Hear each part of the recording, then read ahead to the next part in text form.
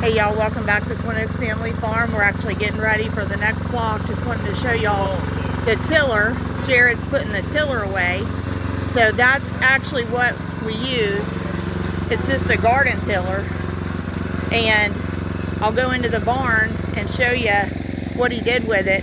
So we've been raising flocks in this barn all calendar year 2024.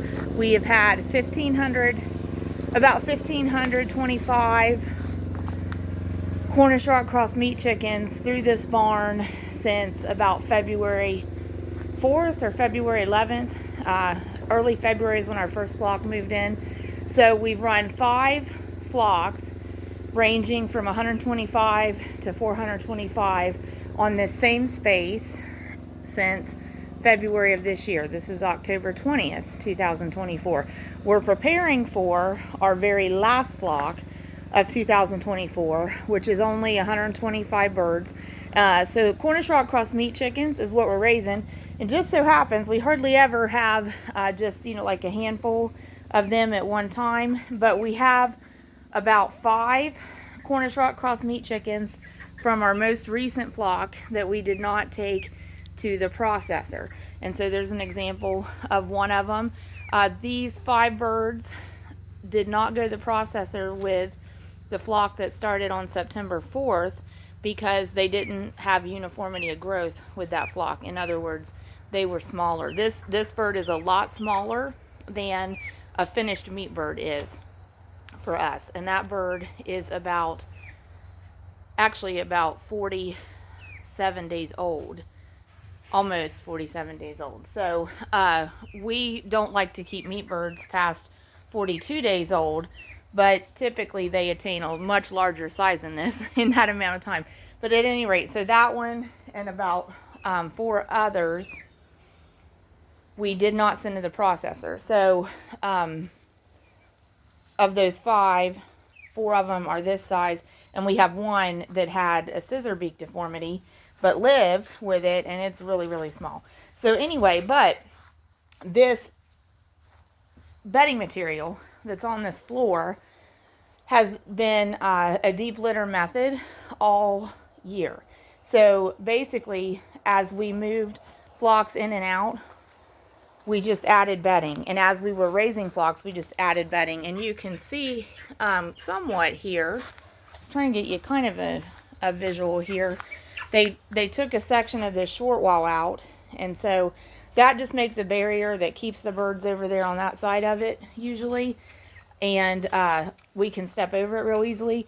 But as we've built this bedding up, it's built up several inches, okay, of bedding over the year. And so that one came around the short wall and went to food. We moved all the supplies out of here because Jared wanted to run the tiller in there. But so here's the rest of them getting up. So these are small for finished meat birds. So they were too small. We didn't take them to the processor. So probably what we'll do with these 4 is just in a few more weeks we'll probably butcher them for household consumption. But by tilling this up, it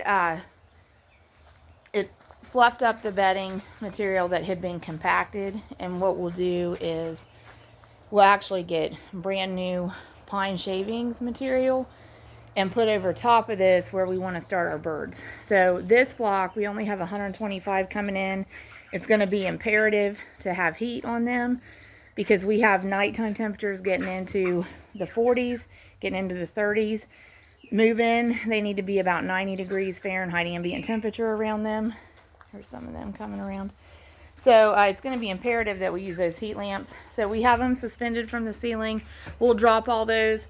There's actually 12 there. You wouldn't need 12 for just 125 birds. But we'll use most of them because we'll want those birds to not have to rely on body heat because they can't produce enough body heat to stay warm when they're 1 week old and 2 weeks old. But we don't want them to rely on body heat, and we want to discourage crowding, so we want to kind of create a blanket of warmth. So those lights will drop.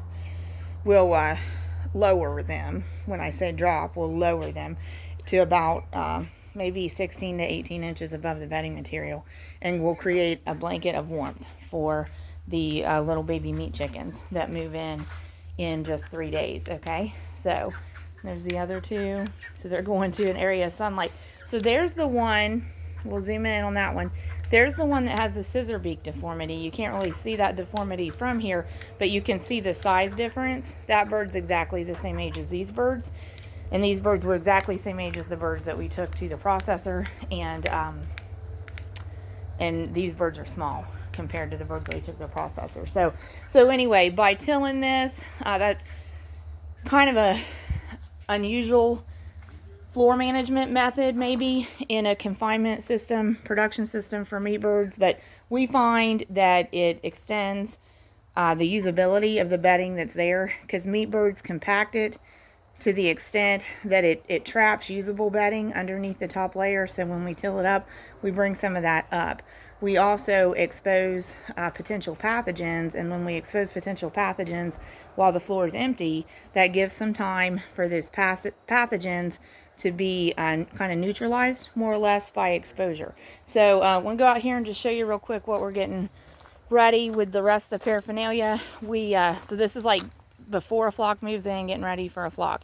We've got about a few days lead time, and one of the most important things you can do to help yourself prepare for moving in any kind of livestock is don't wait to the last minute.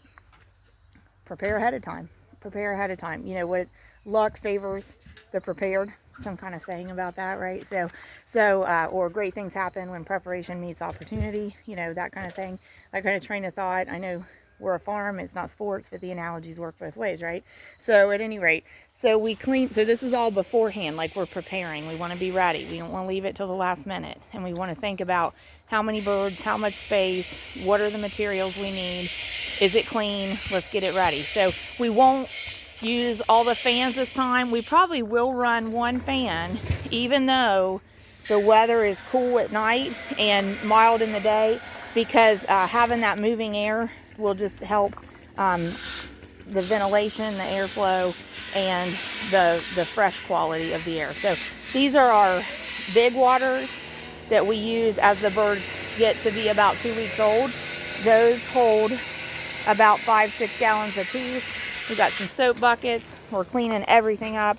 These are the big big feeders. We got a lot of those. They hold 40-pound capacity each, okay? So Jared's working on feeders there. So these are the baby waters that the birds start in. These hold about a gallon. We use them 10 to 14 days. So actually already have some of the trays in here. And we're going to be scrubbing. I'm going to be scrubbing those. So that's going down.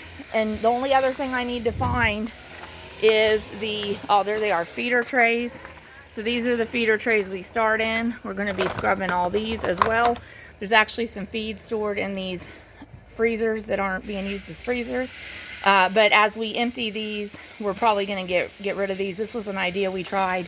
It didn't really work out as well as we wanted, but we've got feed sacks in there. Unopened feed sacks, hold 50 pounds each. These are little riser boards that we use to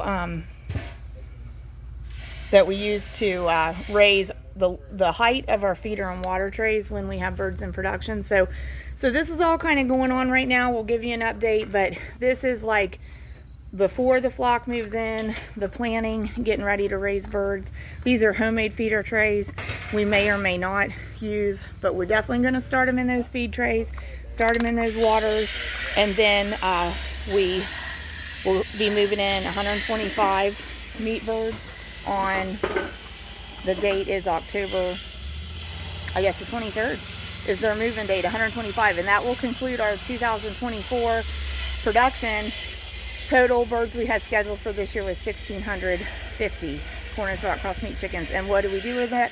We raise them, we make poultry, and we direct market it in our area. But if you join us, we'll show you all the ways that we strive to make great poultry from raising Cornish Rock Cross Meat chickens. And if you want to do raising Cornish Rock Cross Meat chickens for your household, you can actually take similar practices and make them manageable at a different scale if you want to produce your own meat. So thanks for joining us. Hope you'll join us again. God bless y'all. Take care.